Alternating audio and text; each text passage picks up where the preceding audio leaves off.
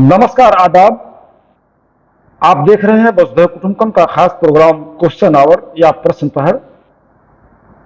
मैं हूं सुल्तान समद, भूतपूर्व आईएएस।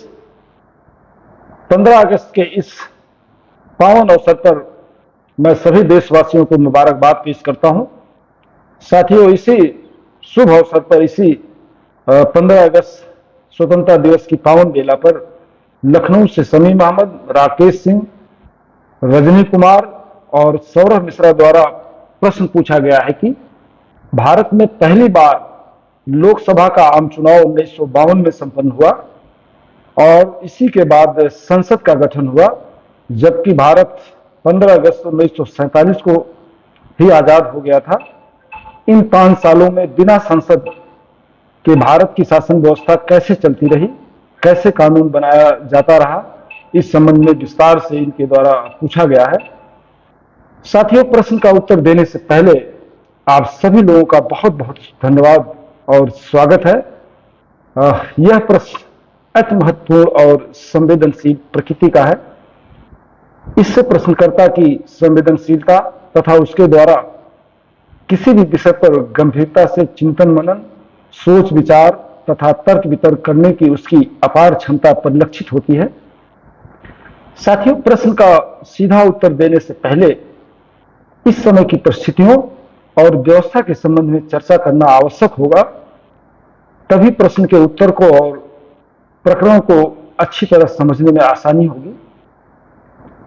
साथियों, 15 अगस्त 1947 को भारत आजाद हो गया। यह आजादी किन प्राविधानों के तहत उसे मिली, उस पर हम चर्चा करना पहले आवश्यक समझते हैं।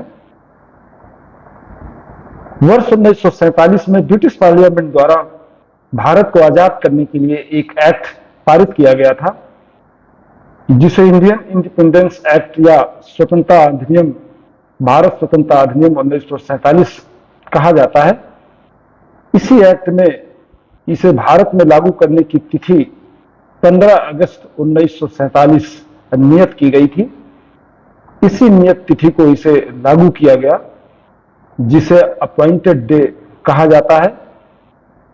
इस एक्ट के लागू होते ही भारत अंग्रेजों की सदियों की गुलामी से आजाद होकर एक डोमिनियन स्टेट बन गया।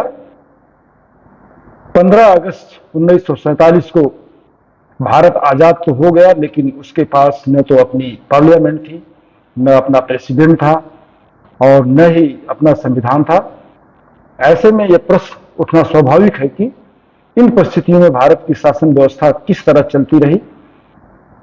साथियों, इस प्रश्न को समझने के लिए सबसे पहले हम इंडियन इंडिपेंडेंस एक्ट 1947 के कुछ खास प्राविधानों, प्रोविजंस पर चर्चा करना आवश्यक समझते हैं। साथियों, इस एक्ट का जो पहला प्राविधान था, उसके अनुसार वायसराय का पद समाप्त कर दिया गया तथा गवर्नर जनरल का पद बना रहने दिया गया। इस संबंध में बताना आवश्यक होगा कि 1857 के गदर के बाद, विद्रोह के बाद, भारत की सत्ता ईस्ट इंडिया कंपनी से लेकर ब्रिटिश क्राउन या ब्रिटिश सम्राट में निहित कर दी गई थी और 1857 से ही भारत में ब्रिटिश क्राउन के रूप में वायसराय की नियुक्ति, ब्रिटिश क्राउन के प्रतिनिधि के रूप में वायसराय की नियुक्ति की जाती थी और इसी वायसराय द्वारा भारत की शासन व्यवस्था संचालित की जाती थी। साथियों, गवर्नर जनरल का पद बना रहने दिया गया और मंत्रिमंडल की सलाह पर एवं संस्तुति पर ब्रिटिश क्राउन द्वारा ब्रिटिश क्राउन या सम्राट द्वारा गवर्नर जनरल को नियुक्त किए जाने का भी प्रावधान इस एक्ट में किया गया। इस संबंध में बताना आवश्यक होगा कि 1946 में पहली बार अंतरिम सरकार चलाने के लिए नेहरू जी की अध्यक्षता में मंत्रिमंडल का गठन किया गया था।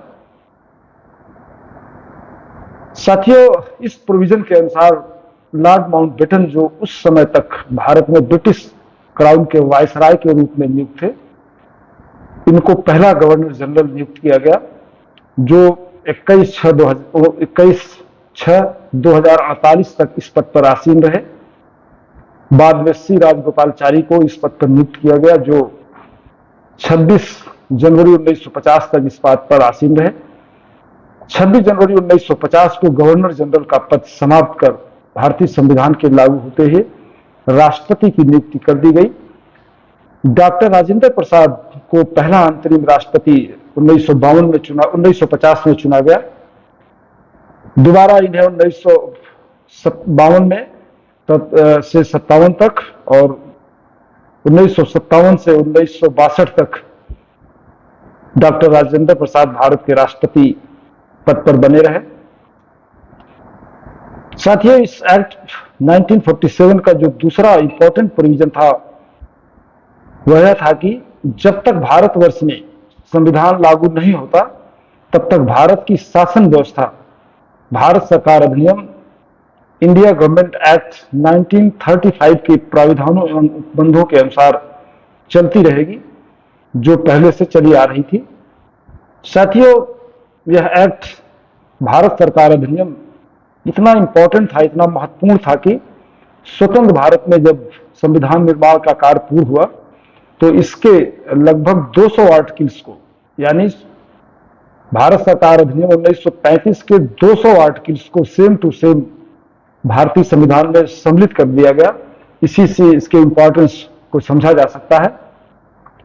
साथियों, इस एक्ट का जो तीसरा सर्वाधिक महत्वपूर्ण प्रोविजन था, उसके अनुसार इस अवधि में यानी 1947 के बाद से सभी तरह के कानून संविधान सभा द्वारा बनाए जाएंगे।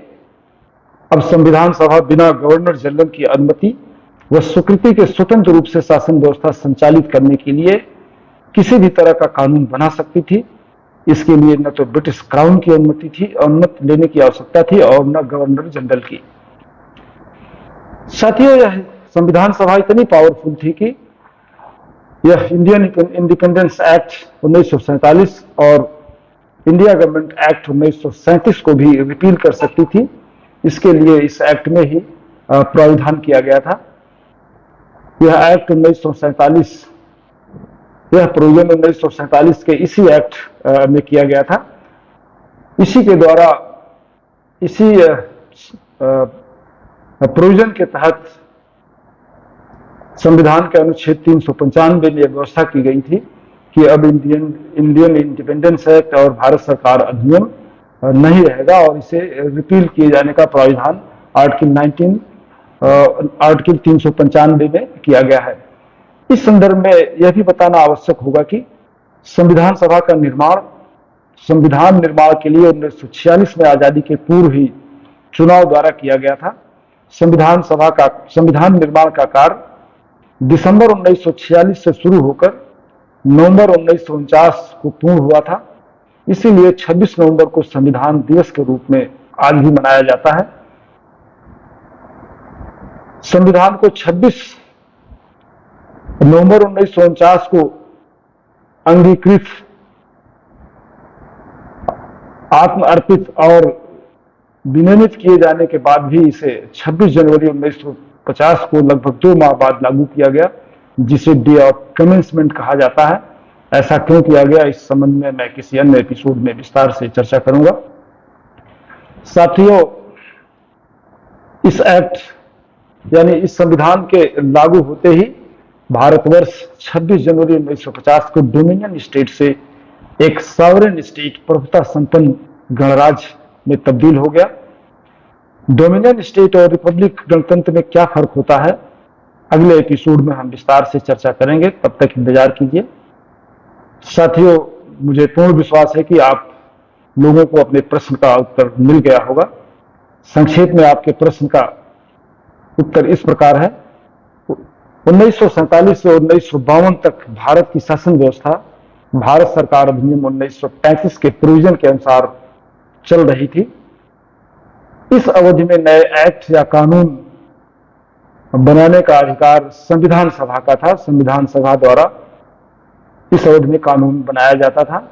इसके लिए संविधान सभा को न तो ब्रिटिश क्राउन के अप्रूवल की आवश्यकता थी और न गवर्नर जनरल के।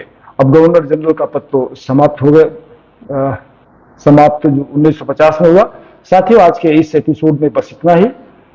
आप भी इस तरह के क्वेश्चन मुझसे इस एपिसोड के लिए पूछ सकते हैं।